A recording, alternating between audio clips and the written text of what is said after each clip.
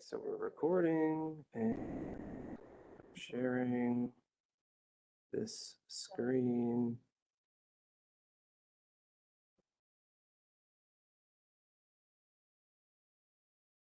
Okay. All right. I think that we're going.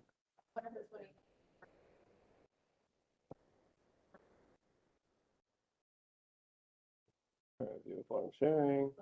Meeting recording is in progress. Well, now I'm not sure if the audience can see me, but we're going to roll with it. Because I think that this is what was sharing, but the recording last time showed up at the top. So we'll just see how it goes. We are ready to go. Okay. All right. Alito, everybody.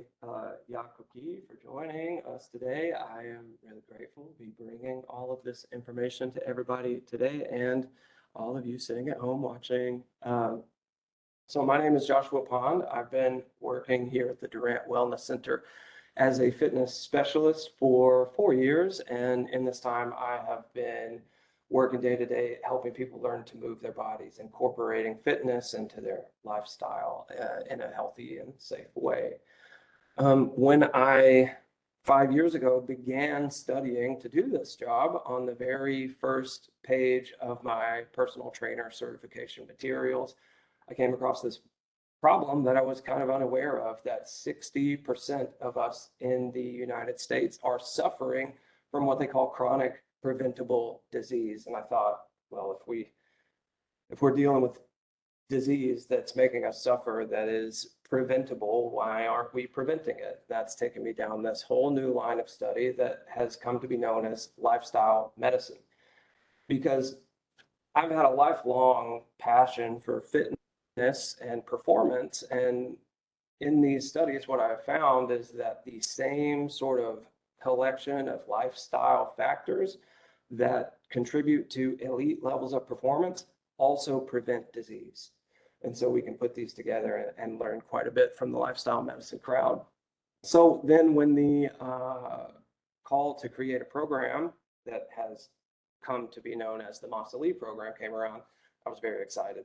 So currently, the Masali program, Masali is a Choctaw word that means to cure and to heal, is a program where we give the folks in the Choctaw healthcare system the opportunity to incorporate fitness and exercise into their sort of treatment plan to combat their various forms of chronic disease, because we know that the same sort of thing helps all of them together. So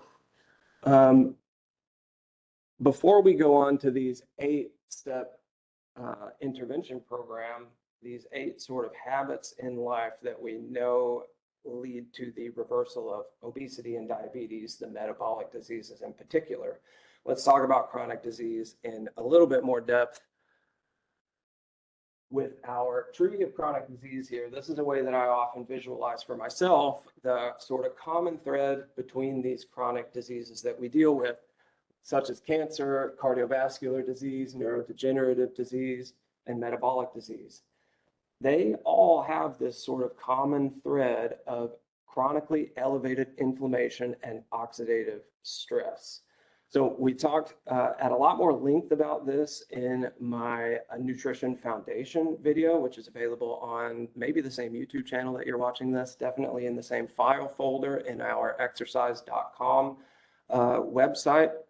So go and check that out if you'd like to know more than what I covered here about this. But basically, inflammation and oxidative stress at high levels for long periods of time contribute directly to these diseases that we call chronic preventable diseases. And that chronic inflammation and oxidative stress is caused primarily by our environment. And in our world, we're going to kind of summarize that environment of what you see as the roots of the tree down here: our sleep, our nutrition, our activity, and our stress levels. There are a few others, but those are some of the big rocks that we're really going to focus on. So you'll hear me throughout this seminar refer back to lowering levels of inflammation and oxidative stress. when we talk about the metabolic diseases of diabetes and obesity, they are both essentially inflammatory conditions. They are brought on by chronic inflammation, regardless of where that inflammation comes from, right? So let's, before we go any further talking about these particular habits, we got a couple of notes here. The first one is medical. So when you start to implement these habits, you must work with your doctor or your healthcare provider before, during, and after implementation of these habits. These are some very powerful lifestyle modifications. If you are already managing your health with a doctor with medications, oftentimes these habits can interact with those medications in potentially very dangerous ways. Some of the medications that are used to manage diabetes limit your body's ability to, say, release blood sugar. And so as we're lowering your blood sugar with lifestyle habits, you can become sort of double medicated, so to speak. And low blood sugar is very dangerous, right? So I want your doctor to be aware of what you're doing. You have your handout, and if you're watching online and you need a handout, just message me, maybe comment on the video, and I can email it to you somehow. So you have a full printout of all the details of what we're going to do here, and I would love for you, I implore you to work with your doctor as you implement these, okay? So then an implementation note before we go forward. So this can be a bit overwhelming. We're going to cover these 8 steps that will sort of encompass many portions of life, and it may feel like a totally comprehensive lifestyle overhaul. I was looking at Megan's overalls. Okay, so as you're implementing these, I want to caution you to notice if you're becoming overwhelmed, right? This is something that you can continue to build on and master over the course of a lifetime, right? We're going to get the crash course today of all of these factors that are involved. But learning what to do and doing it are 2 entirely different prospects, right? So first we're going to learn what to do, and then we're going to spend a lifetime implementing these sorts of habits. And if you've been around me for any time at all, you've probably heard me mention Dan John. I am a huge fan of his work. I love every single one of his books that I've read. And one of the things that he says is little and often over the long haul. And that has been true for me in every aspect of this health and wellness equation. Do a little bit, do it often, and plan to do it for the long haul. Take on these tasks one at a time. And of these 8, you don't necessarily have to go in order. I think going in order works really well. But if one of these things jumps out to you as something that you can do today, skip to it and start doing that today, right? You can implement these in any order that you like. If you are dealing with active diabetes or obesity, I would say start with number 1 and then implement whatever you like. But we'll get to that here in a second. And then the last thing is 100% self-monitoring is a absolute top tier behavior change tool. Behavior change isn't trivial. It is kind of an examination of your entire life. And a journal can really help. It's been proven many, many times.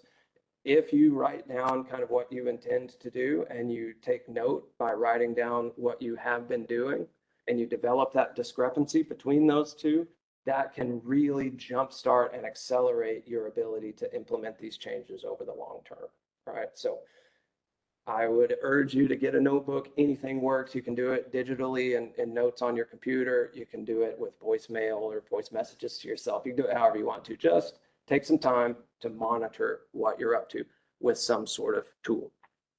Okay, so our first step is the individual glucose tolerance test. If you have diabetes, you are probably familiar with some of these things. Over here on the right side, we've got one of those constant monitors. Those things are amazing.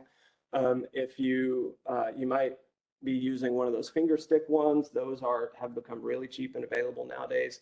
So diabetes and obesity are both essentially these inflammatory conditions that lead to what we call insulin resistance.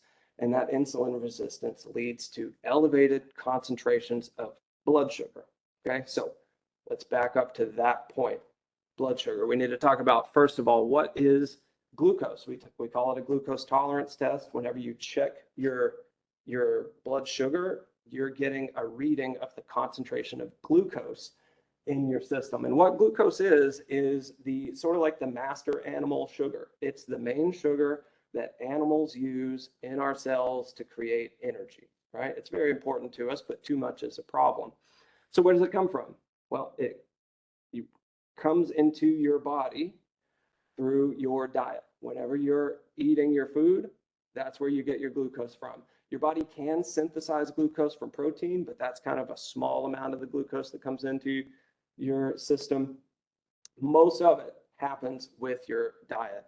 And it's only a sort of short list of foods that provide us glucose. So those are going to be sources of starch and sugar.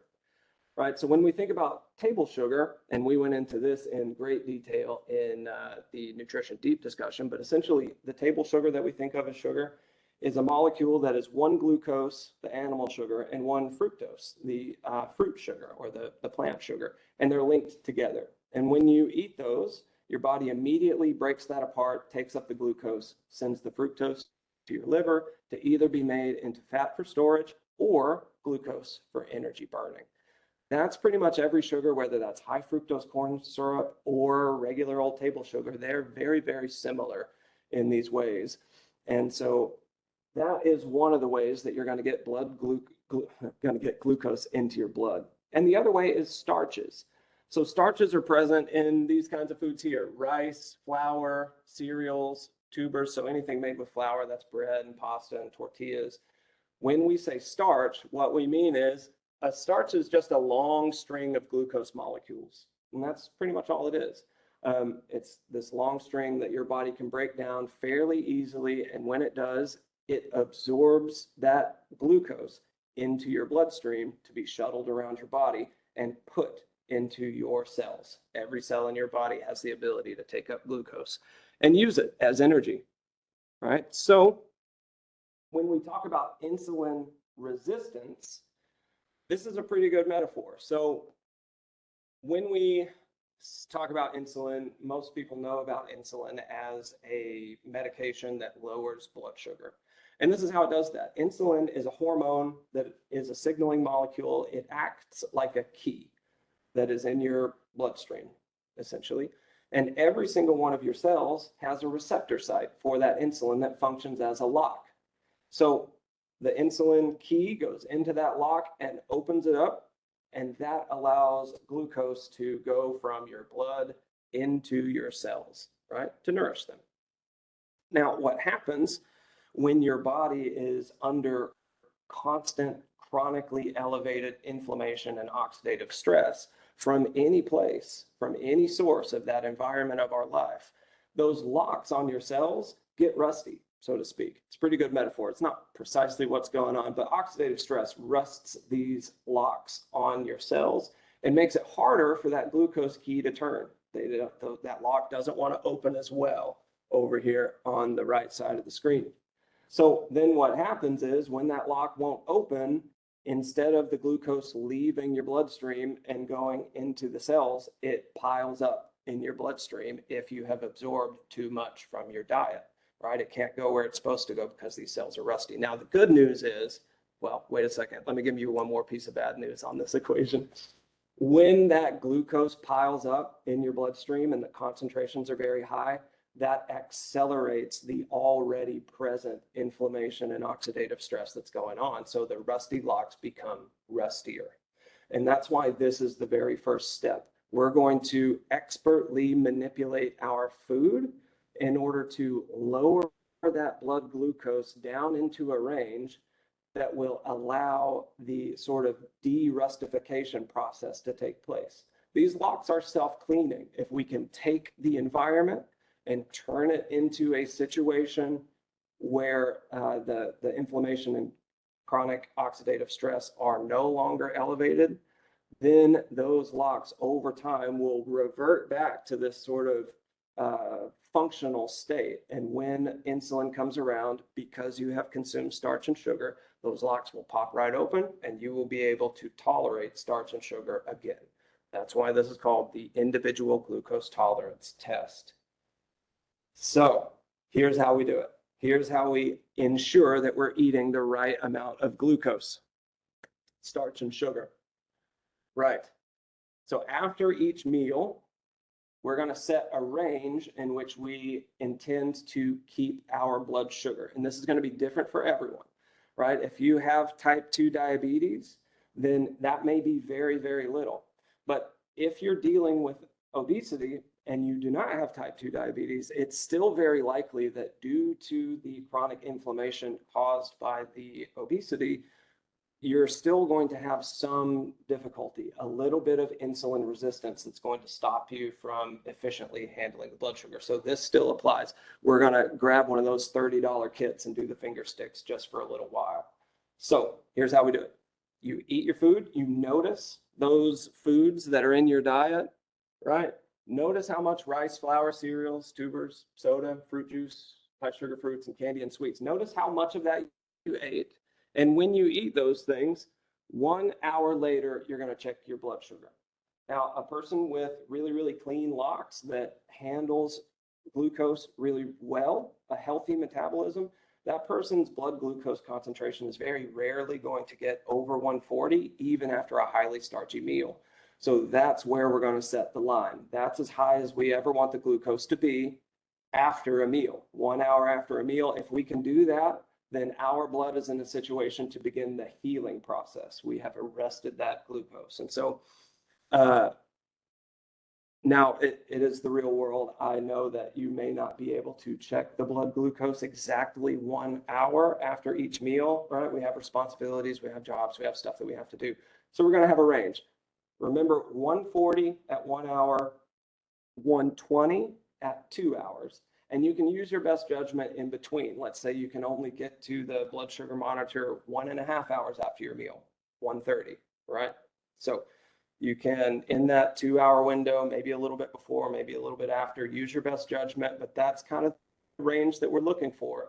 And we say that if after a meal, your blood glucose is at 140 at 1 hour, 120 at 2 hours, that is a healthy level of glucose. And so here's kind of I'm going to walk through what that might look like as you're designing your food. So potatoes get a bad rap. I love potatoes. There are lots of advantages to eating potatoes, apart from the fact that they are delicious.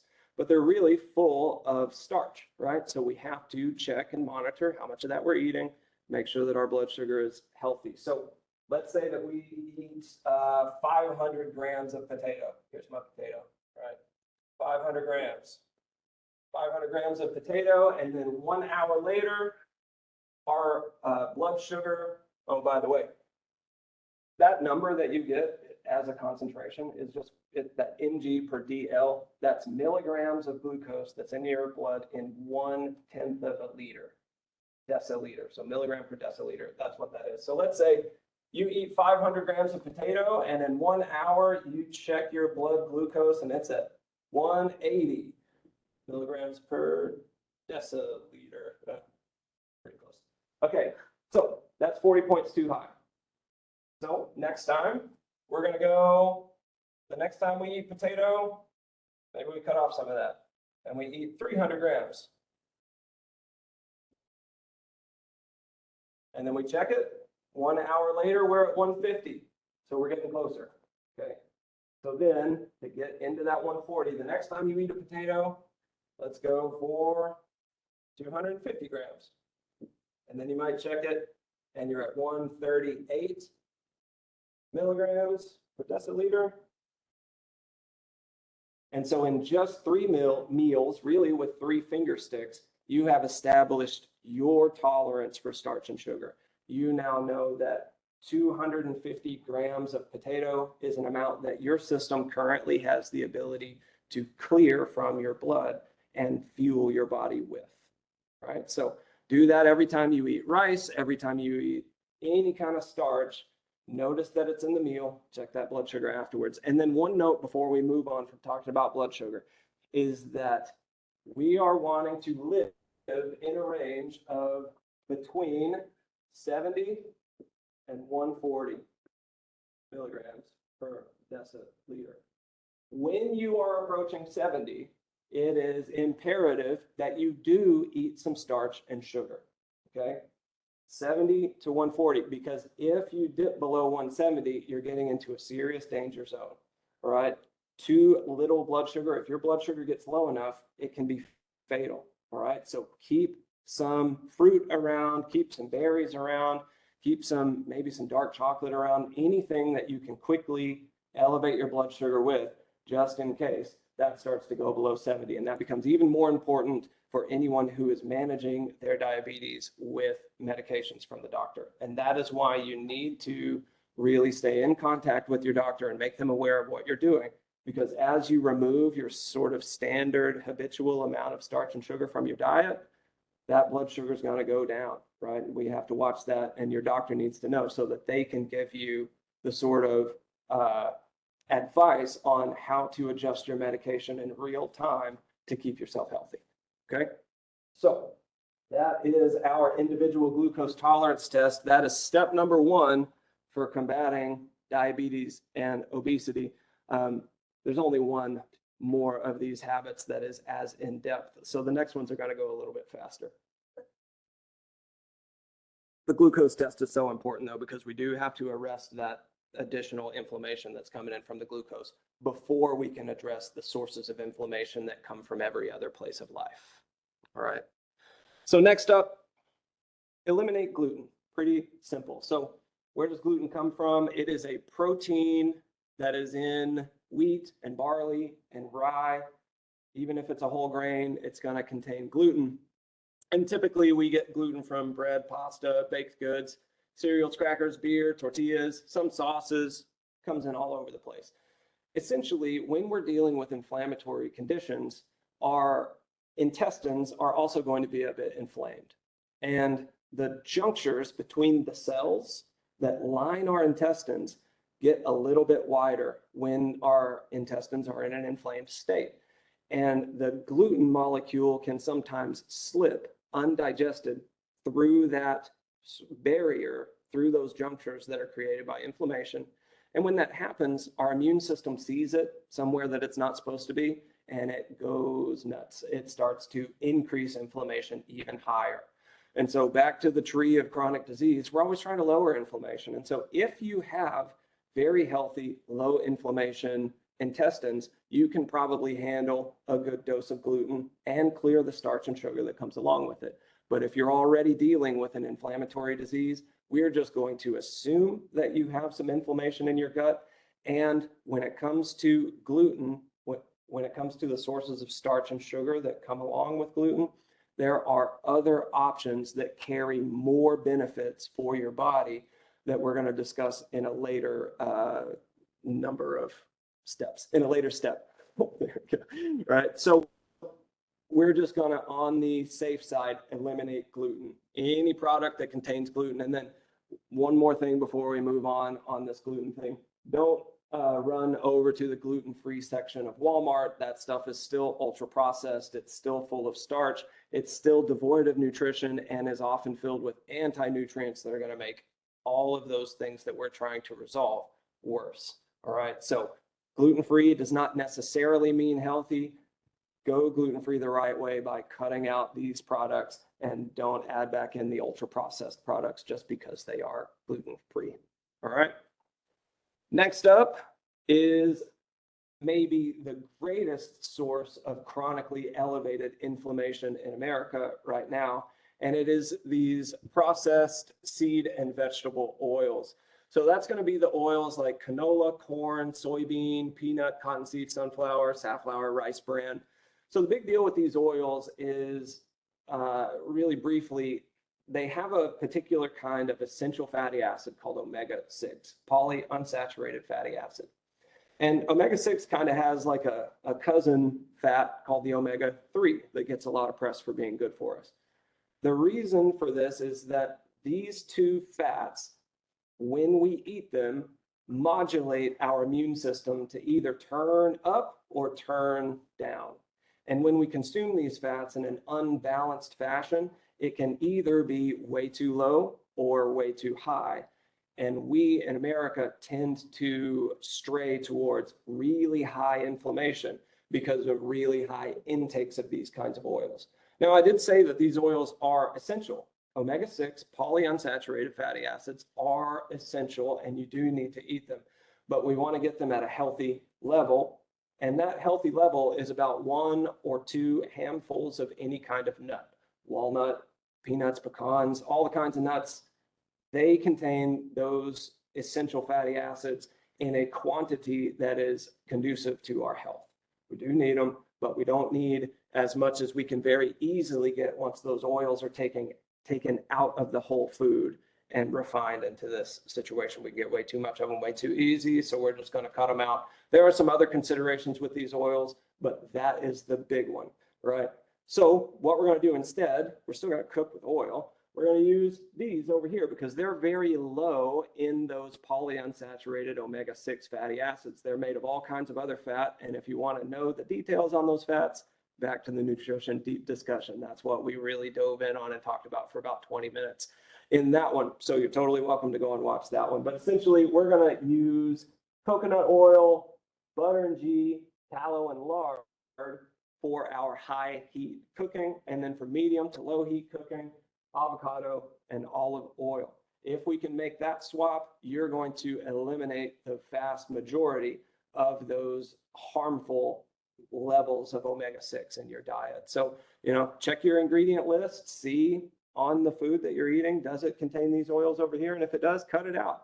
When you go to the restaurant, ask them what oil's in the fryer. If they say tallow, get the fried thing. Maybe not if it's deep, if it's breaded, but that starch and sugar coming in. Okay, so check in and become more and more serious over time about eliminating these oils, because if we can bring omega-3 and omega-6 into balance, it seems like a miracle. I would encourage you to just go and look up all of the research that is on the supplementation of omega-3. All the benefits that come along with that are a function of balancing the omega-3 to omega-6 intake, and it is nearly miraculous. It helps absolutely everything. So I can't encourage you enough to take this step seriously and hunt for those oils and eliminate them. Okay. So number 4, eat some protein. 2, 3, maybe even 5 times a day. Get an adequate serving of protein. And what I mean by an adequate serving is about this much. And in your handout, you've got further details on this. We need a minimum amount of protein to stimulate what is called muscle protein synthesis, to get the machinery moving, to generate the growth and repair of our muscles.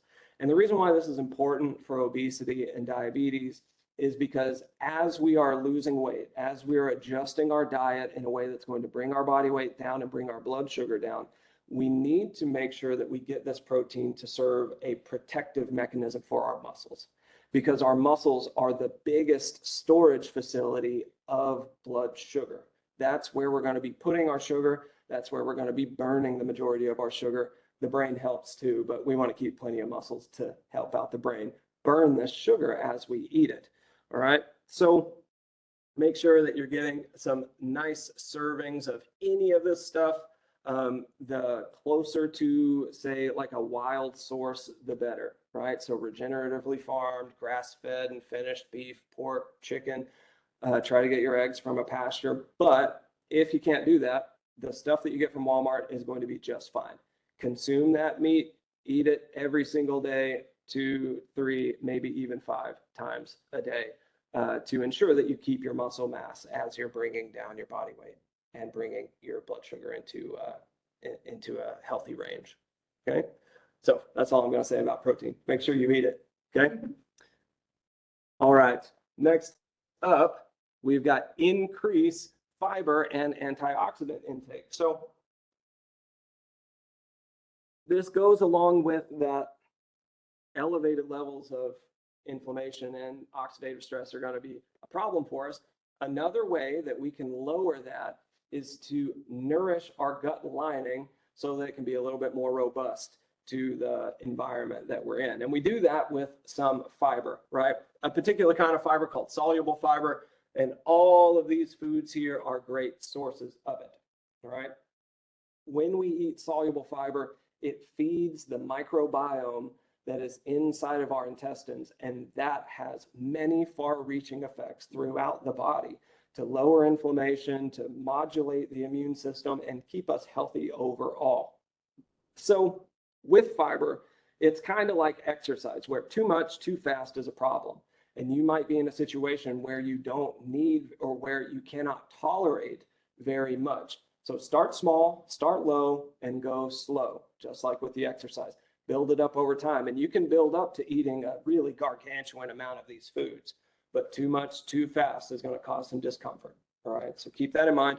And then on top of the fiber equation, every single one of these foods, all the different colorful vegetables, all the different colorful fruits, have these antioxidants is one of them, but we call them phytonutrients. They're these things, these chemicals that are in all these different foods. There are thousands and thousands of them, and they don't provide us calories, but they do exert changes to our physiology.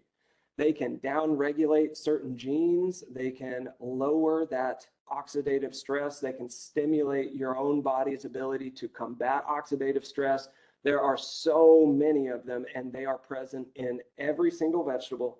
And the different vegetables have kind of a different array of these beneficial chemicals. You can almost think about them like a plant pharmacy. Like every single one of these has all these interesting chemicals that do great things for you, like limiting blood supply to cancerous growths and, like I said, lowering inflammation and turning down genes associated with cancer development, all kinds of stuff. That could be its own full lecture series on all of the many things that are inside of these plants. The point is, try to get as much of a variety of these different foods as you can. Now, as you are doing this, you'll notice that stem and root tubers, berries, other fruits, legumes, squash, and even root vegetables do contain some starch. So pursuant to number one, you are going to need to quantify how much, say, of those berries that you eat. But this is why we're going to choose berries over, say, whole grains, because the berries come with all of these phytonutrients that give us more benefits than are present in those whole grains. They don't really have very many of those sorts of compounds in them. So if we're going to get some starch and some sugar, we're going to get it from these nutrient-dense sources that are full of all of these plant compounds that are so good for us.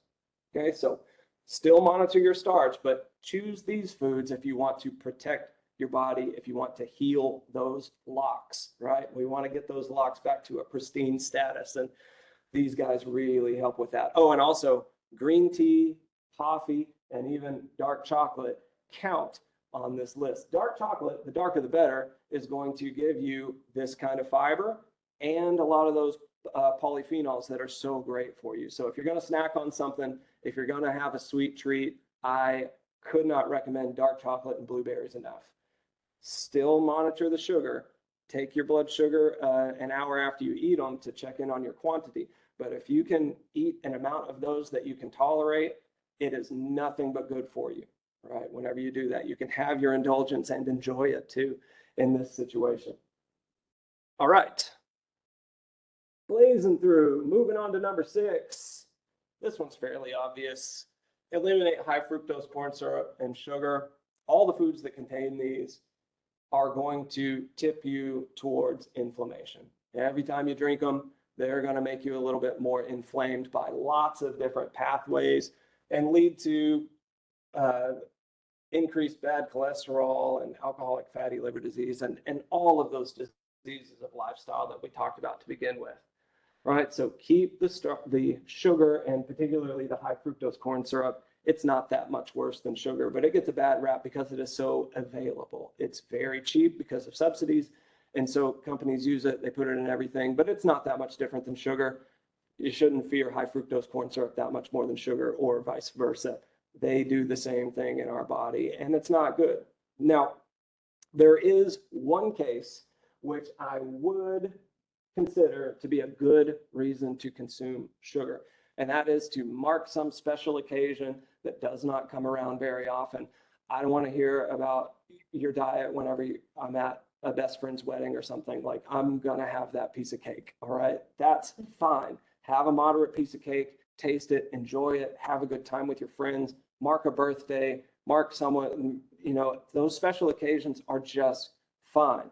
I'm talking about on a normal old Tuesday, we're going to not get that Dr. Pepper. We're going to not have that extra slice of cake so that we can, again, keep that inflammation down and spend another few hours, letting those insulin receptors become more sensitive so that we can clean those locks and tolerate starch and sugar better in the future. All right, so notice these foods, eliminate them. All right, so the depth of my qualifications are really in this area, the increased insulin sensitivity by exercising. So I've got quite a bit to say about this, but we're going to hit the kind of the big rocks here. I think that we can implement activity in this order no matter where you are, right? So I'm coming at this from the position that maybe you're a beginner, maybe you don't exercise that much, maybe you have exercised in the past according to some other workout routine, and I'll tell you, all the routines work if you do them. They absolutely all work. All the ways of exercising will make you more fit if you do them, and that's the big if. So I'm trying to present here a way that we can go from a beginner status and implement exercise in a way that is sustainable and totally healthy for us. So it is basically going to be low intensity, steady state cardio first. We'll build that up to a certain level. And then we'll add resistance training either as we're building that up or after we've built that up. And then once the low intensity, steady state work is in place and the resistance training is in place, then we will consider this very powerful exercise called high intensity interval training. That is extremely powerful for regulating our blood sugar, but it also comes with the most risks and is a little bit difficult. So we're going to build up our abilities first by starting with low intensity, steady state exercise. Right, so this is what we think of as cardio. Walking, getting on a bike, or even having a seat and doing some arm swings, right? I would like to see you walk, but if walking gives you pain in any of your joints, get on a bike. If a bike is not working, just swing the arms. Anything repetitive is a good place to start. And we're trying to get to 150 and maybe up to 300 minutes a week. And I don't think that it matters what sort of chunks you do that in. 150 minutes could come in 5 30-minute sessions. It could be 15 10-minute sessions. It could be 10 15-minute sessions. It could be whatever you want, right? Do it in any sort of arrangement that fits with your life. Just get those steps in, get that time on the bike in, get that duration of arm swings in, so that we can start to use our muscles to encourage that blood sugar out of our blood and build our fitness, build our metabolism's ability to utilize this fuel. Now, there are kind of 2 ways to establish the proper intensity on this kind of exercise. The first one is really intuitive. It's called the talk test, right? So whenever you take off on your walk, you should be walking at a pace where your heart rate and your breath is slightly elevated from normal, excuse me, but not so elevated that you cannot carry on a conversation, right? If you're talking to somebody and you feel like you got to, before you continue what you were saying, you may be exercising a little bit too intensely, okay? So gonna back that off and just find that place where you could carry on a conversation if you meant to.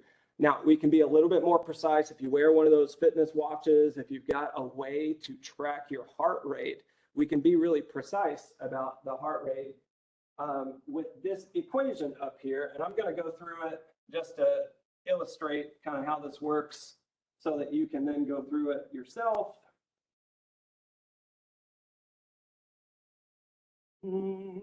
All right, so we see up here to establish our heart rate max.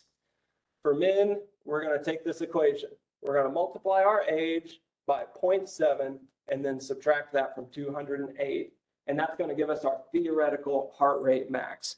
So for me, let me pull out my handy dandy calculator here. So 208 minus 0.7 times my age, I'm 34, and that's going to equal my heart rate max. Okay, so 0.7 times 34 is 23.8, and then we're going to subtract that from 208, and that's going to give me 184.2. So that is theoretically the safe upper limit for me to take my heart rate. So now when we're trying to get our range for low intensity zone training, we're going to multiply that by 0.5 and 0.7. So 4.2 times 2.5 and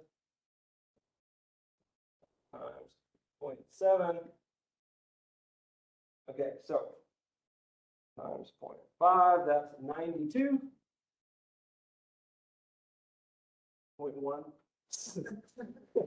Very important. Yes, okay, and then 128.94, we're going to say 129, we're going to round up. 129. All right, so this is my range. So now when I'm doing my low intensity steady state cardio, I know that I am in the range once my heart rate gets up to 92. So if I'm just going for a stroll and it's sitting around at, 80, I need to pick up the pace a little bit, get up to that 92 place on my heart rate monitor. And then once I get to 130, it's time for me to back it off just a little bit. I need to walk just a little bit slower. We want to spend 150 minutes a week in this range, right? And you'll find the range that's right for you, okay? Then we can build that up to maybe 150 minutes a week. But that is the low intensity steady state training. I would say begin by just using the talk test, and as your fitness improves, then maybe start to worry about these specific numbers. But I think consistency is most important. If you can go for 3 5-minute walks a day, every single day, you're going to be doing fantastic. If you go one 5-minute walk a day every single day, you're going to be doing great. Start where you are.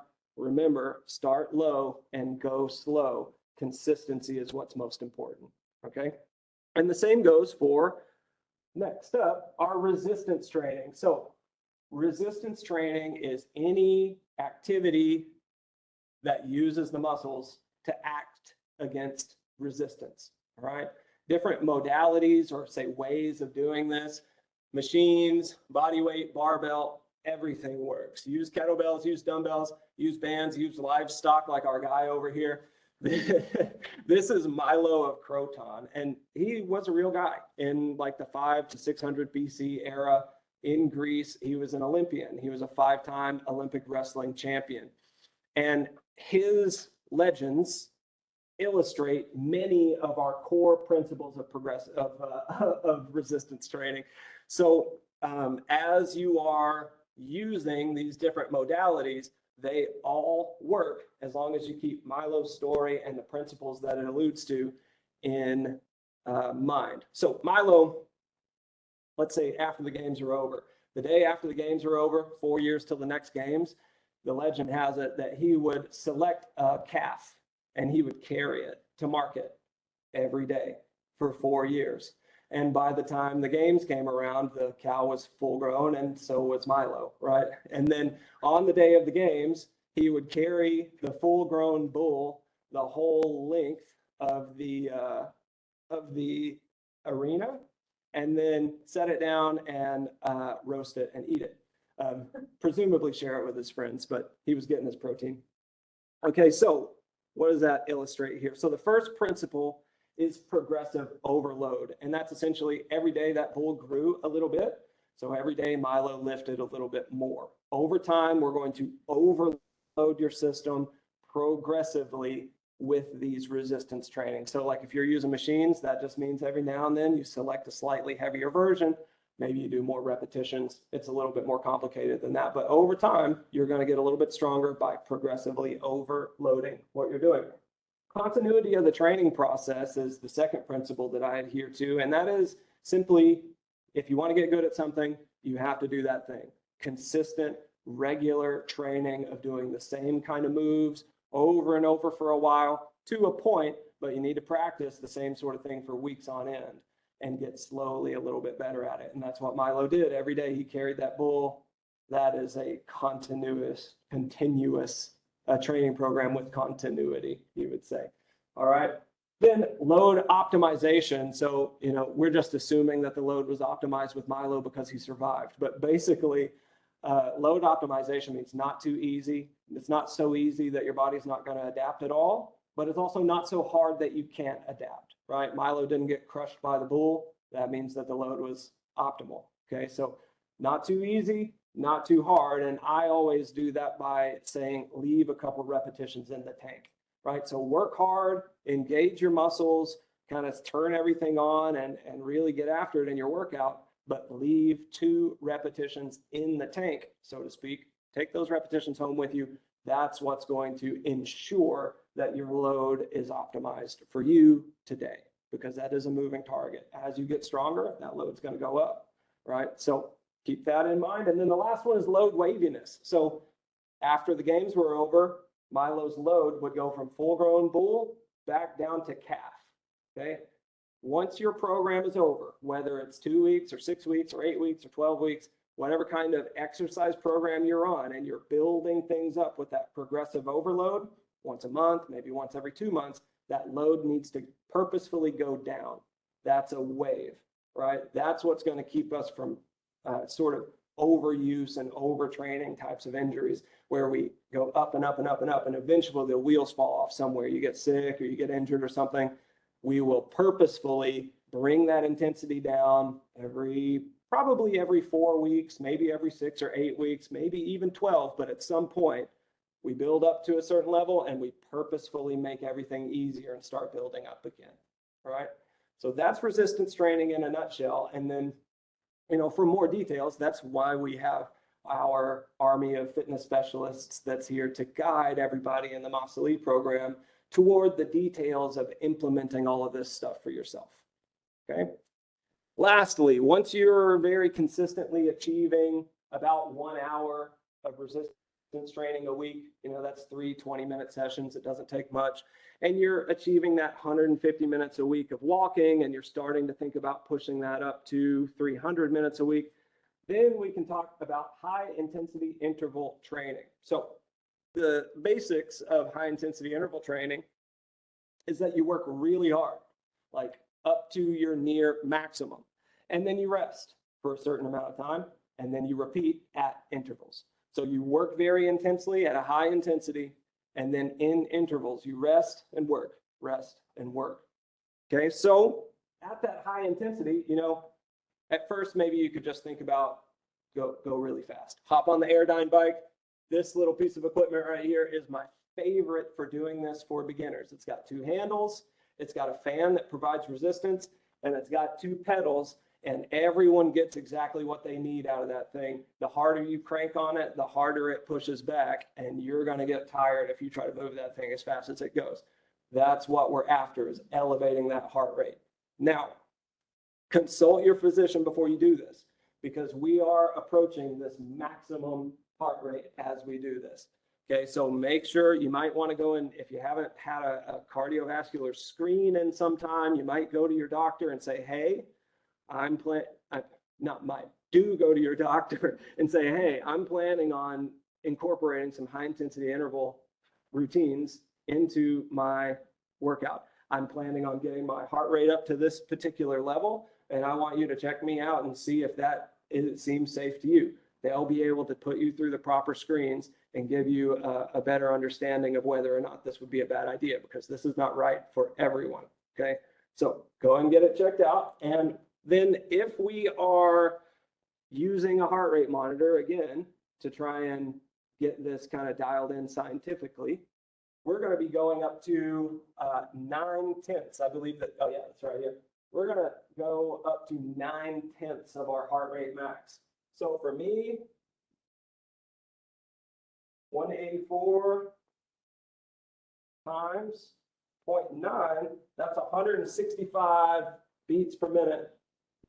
So when I'm doing my high intensity interval training and I'm looking at my watch, you'll see in your handout a specific program. But basically, we start out by saying we're going to work for 20 seconds and then rest for 40 seconds for 5 rounds. Right? Just 5 minutes of this work is enough to get started. And so during that work session, I'm trying to get my heart rate to 165 and not above it. I'm trying to get it to 165 and keep it right there for 20 straight seconds. and then come off of that, keep moving, but maybe find like an all-day pace and breathe deeply. Let that heart rate come back down for 40 seconds, and then do it again for 5 minutes, next week 6 minutes, and you'll see on there I put together a long training plan that you can follow along for a very long time to build up this capacity. Now, why would you want to do this? Because it's actually pretty hard. Well, this is very interesting. Studies have shown once you get up to the final phase of this program, where you're working at near maximum for 1 whole minute and then resting for 1 whole minute for 10 total minutes. So that's just 5 rounds. When we do this, remember those insulin receptors that get rusty and don't want to let glucose into the bloodstream? What has been shown is that after doing this kind of training and getting that 10 intense minutes, really 5 intense minutes with 1 minute interval in between of rest, other doors, alternate doors open up on our muscles cells and completely bypass this insulin gateway and allow that sugar to come into the muscles regardless of your insulin resistance status, right? That's the power of this technique here. So we have to make sure that you're going to be resilient enough to do it and keep doing it. So that's why we start with these other things. But after you've been doing the walking and the resistance training for a good little while, and you've gotten checked out by your doctor, your cardiologist, and they've given you the green light on doing some more intense activity, this is the most powerful thing that you can do in terms of activity for the regulation of your blood sugar, because the blood sugar regulating benefits extend far beyond the actual exercise. 10 minutes of exercise can increase your blood sugar regulation for 24 or even 48 hours, right? So this is huge. Work towards it. I would love to see everybody implement it safely, right? Because it can be too much. Okay, so just to review, get that low intensity stuff going, 150 to 300 minutes a week. Get some resistance training going, about 60 minutes a week. You could probably build that up over time to 120, and then build in this high intensity interval training in a modality that is going to work for you. And I didn't talk much about the modalities, but these are my favorites. So first off, that Airdyne bike, those bikes that have a fan on them, or a spin bike, that's one of the bikes that doesn't have a fan on it. The rower, the ski erg, where you grab on that thing and pull it, anything works, but those are my favorite beginner modalities because the learning curve is essentially straight up. It's like grab here and yank on that thing, and you're going to be getting your heart rate up. Now, more advanced modalities that I really love are Russian kettlebell swings, which you can see up here. Come and get some instruction on technique before you do that. That one, if the technique is poor, it feels like being in a bunch of car crashes over and over again, and I don't want that for you, okay?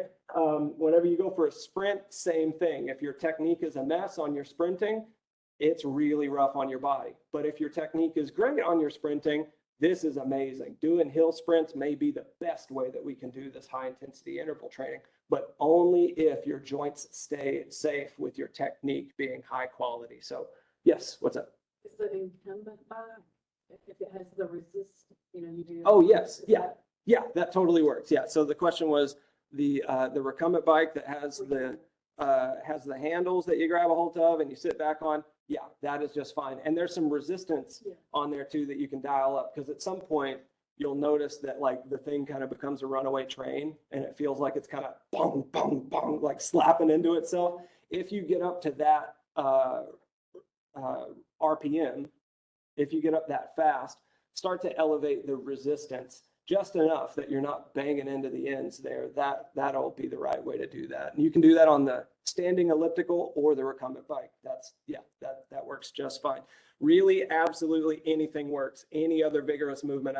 I left these up here. If your gym has some of those ropes that you can grab and just swing around, if you can jump safely, if you can grab balls and throw them this way, throw them down, punch the air, punch a heavy bag, absolutely everything that gets your whole body moving and your heart rate up, and then you rest a little bit, works, right? So high intensity interval training really can be anything that gets you tired.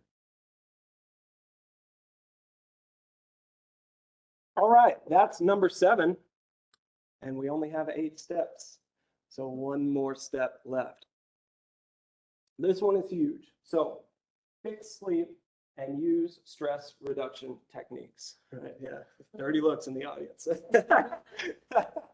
Yeah, this one's tough. Like fixing your sleep is something that you really, it's one of those things you almost have to become obsessed with, you know, for the short term at least. It takes a little bit of engineering in the life, but it is so important. We have seen, and I mean, the evidence is overwhelming that quality sleep is important, particularly, again, circling back to this tree of chronic disease. When we have poor sleep, our inflammation elevates because our body senses a threat and starts to kind of freak out from the inside. Also, sleep allows us to mitigate and repair the damage of the stress from the day before. And it's been shown, particular for obesity and diabetes, that even one night of poor sleep in people with healthy metabolisms significantly impairs the ability to eliminate glucose from the system, right? So whatever starch and sugar you do eat, like I want you to be able to eat as much starch and sugar as possible to stay in that healthy blood sugar range. And if you sleep better, then that 500 grams of potato or whatever will affect your blood sugar a little bit more favorably versus not sleeping well. All right. So, you know, long term, the journal will help, some foreplanning will help, but I just want to throw out kind of the big rocks of sleep hygiene, right? These are kind of the things that we want to aim towards whenever we're thinking about changing our lives around the sleep equation.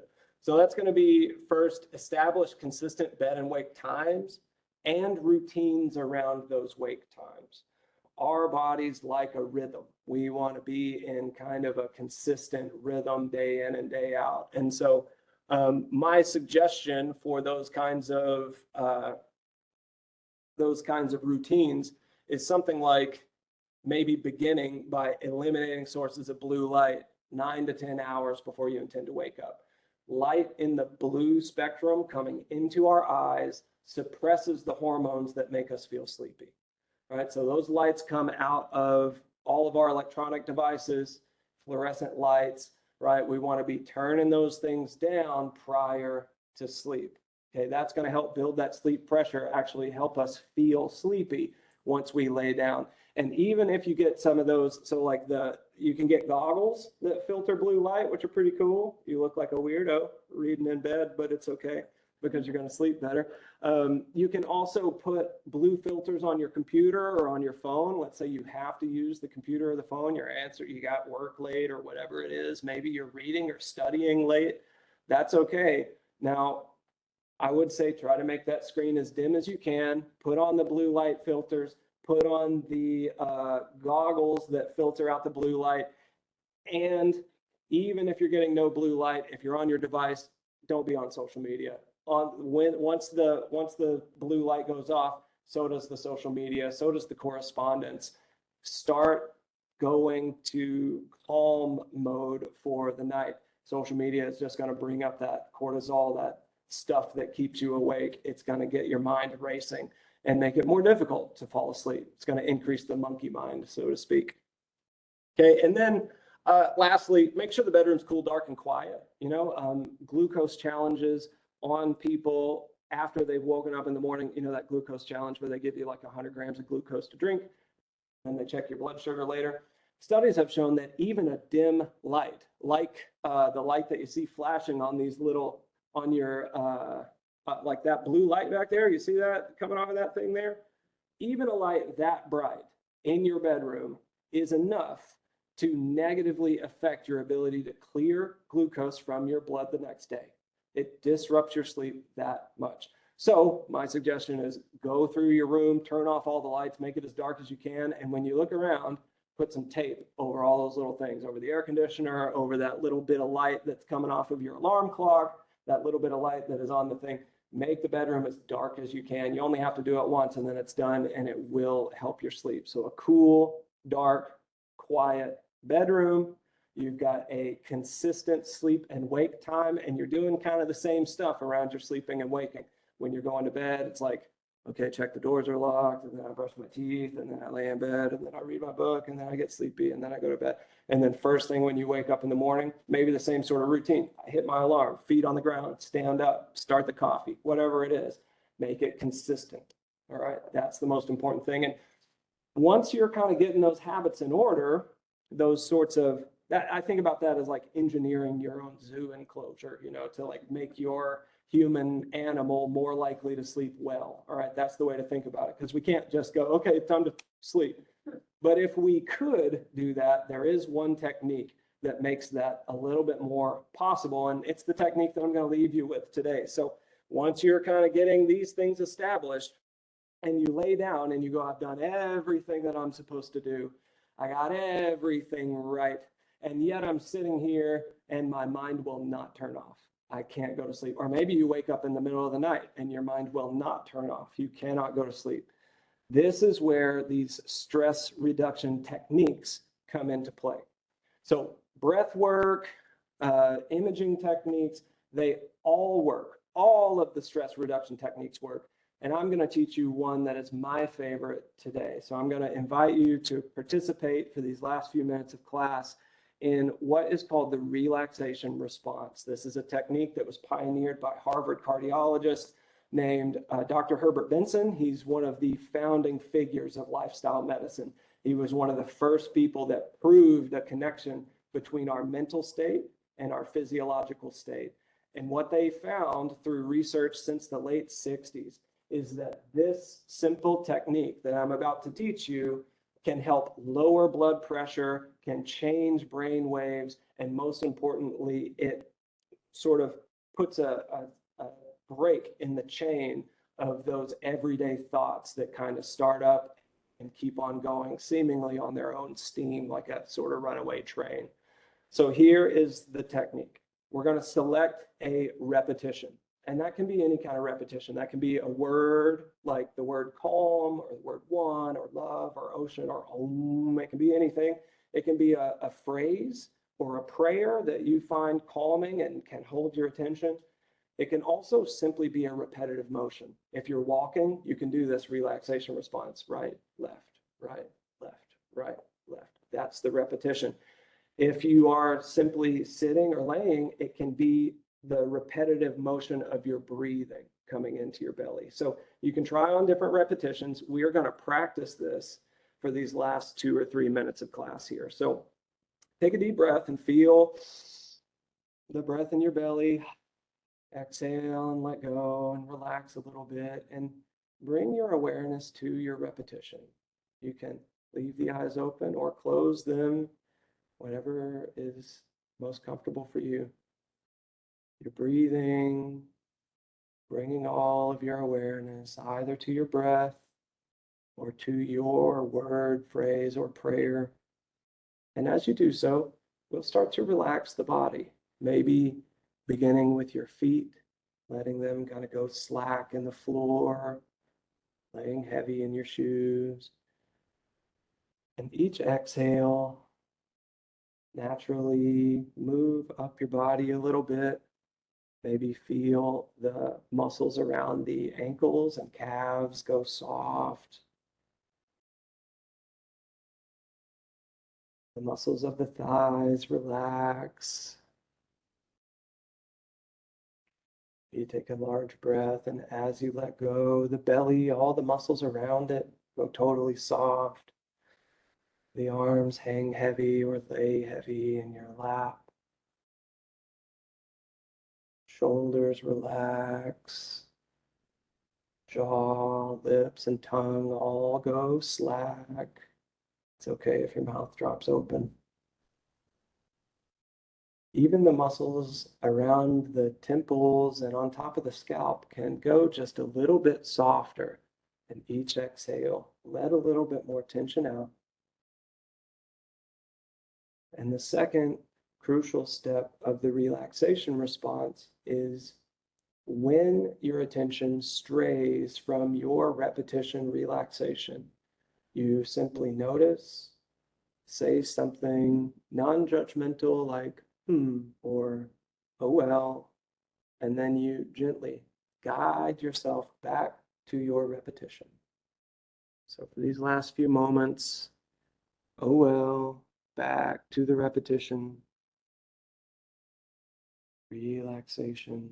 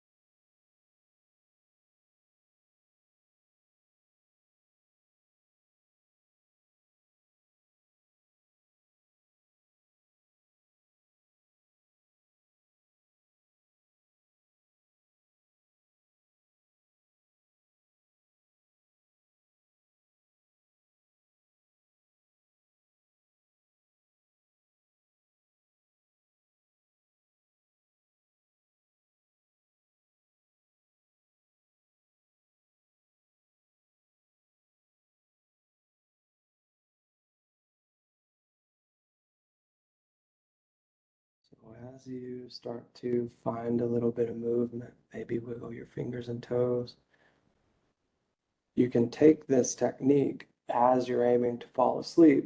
And rather than wiggling your toes and slowly opening up the eyes, you might change to what they call a mental set or an affirmation. And that is simply something that you use once you have elicited that warm, relaxed feeling that comes over you. You might change your repetition to something like, I will fall asleep and sleep deeply and wake well rested, something like that.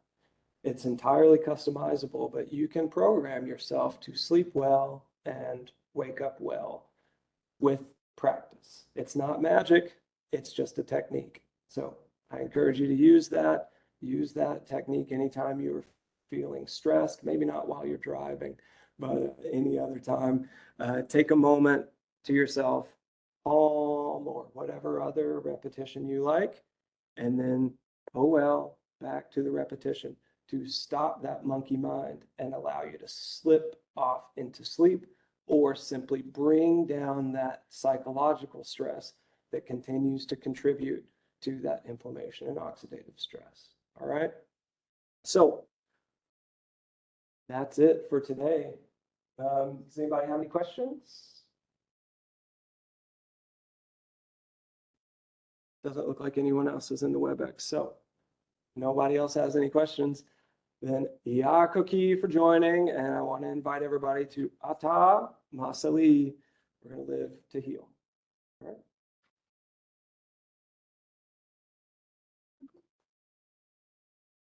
Thank you for joining. All right. So how do I? Okay, stop sharing. Hey, in the meeting.